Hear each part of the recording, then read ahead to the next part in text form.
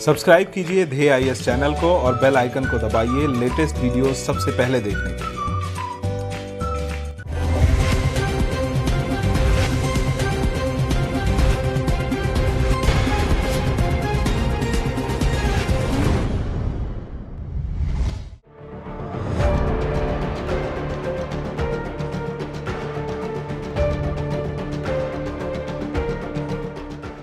किसी भी देश या समाज में विकास कोई लक्ष्य नहीं बल्कि एक सतत चलने वाली प्रक्रिया होती है। मानव कल्याण के लिहाज से हर रोज कुछ न कुछ नया होता है। इनमें कई ऐसी घटनाएं होती हैं जो हमारी विकास यात्रा में पहली बार घटित होती हैं। भारत भी इसी विकास यात्रा का एक हिस्सा है जो नित नए कदम बढ़ाता रहता है। भारत में प्रथम नाम के इस खास कार्यक्रम के अपने तीसरे एपिसोड में आज हम आपको ऐसे ही कुछ और नए विकास कदमों के बारे में बताएंगे और समझेंगे इनसे जुड़े कुछ अन्य महत्वपूर्ण पक्षों के बारे में भी। कर्नाटक के मंगलुरु में देश की पहली कोस्ट गार्ड अकादमी बनाई जाएगी। अकादमी बनाने के लिए कर्नाटक औद्योगिक क्षेत्र विकास बोर्ड की करीब 158 एकड़ जमीन ली जा चुकी है। यह आईसीजी अधिकारियों, कर्मचारियों और हितधारकों के प्रोफेशनल मैरीटाइम ट्रेनिंग की दिशा में एक सकारात्मक कदम बताया जा रहा है। बता दें कि इंडियन कोस्ट गार्ड भारत का एक सशस्त्र बल है जो समुद्री सीमाओं की रक्षा करता है और समुद्री कानून को लागू करता है। इसका गठन औपचारिक रूप से 18 अगस्त 1978 को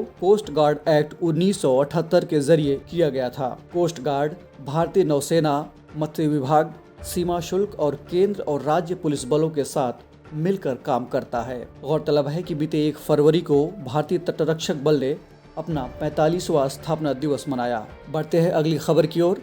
सिंगापुर, हांगकांग और चीन जैसे समुद्री हब की तर्ज पर गुजरात के गांधीनगर में भारत का पहला मध्यस्थता एवं पंचाट केंद्र बनाया जाएगा। गांधीनगर के गुजरात इंटरनेशनल फाइनेंस टेक यानी गिफ्ट सिटी में बनाया जाने वाला यह केंद्र जहाज रानी क्षेत्र से संबंधित विवादों को सुलझाने का काम करेगा। यह केंद्र गुजरात मैरीटाइम यूनिवर्सिटी के तत्वाधान में बनाया जा रहा है और गुजरात समुद्री क्लस्टर परियोजना का एक महत्वपूर्ण हिस्सा है। बता दें कि समुद्री क्लस्टर किसी क्षेत्र में फर्मों, संस्थानों और व्यवसायों का एक समूह होता है जो भौगोलिक रूप से एक दूसरे के नजदीक स्थित होते हैं। रुख करते हैं अगली खबर की ओर। बिहार के प्रतिष्ठित कार्यकर्ताओं और बुद्धिजीवियों के एक समूह ने पूर्वी भारत का पहला गैर राजनीतिक सरकार यानी एक शैडो सरकार का गठन किया है। पटना स्थित इस समूह ने जागो नामक एक संगठन का गठन किया है जो एक शैडो सरकार की तर्ज पर काम करेगी। इस शैडो सरकार में डॉक्टर सुमन लाल बतौर मुख्यमंत्री और उनके साथ 32 अन्य मंत्री शामिल हैं। शैडो सरकार की अवधारणा ब्रिटिश संसद से निकलकर आई थी। शैडो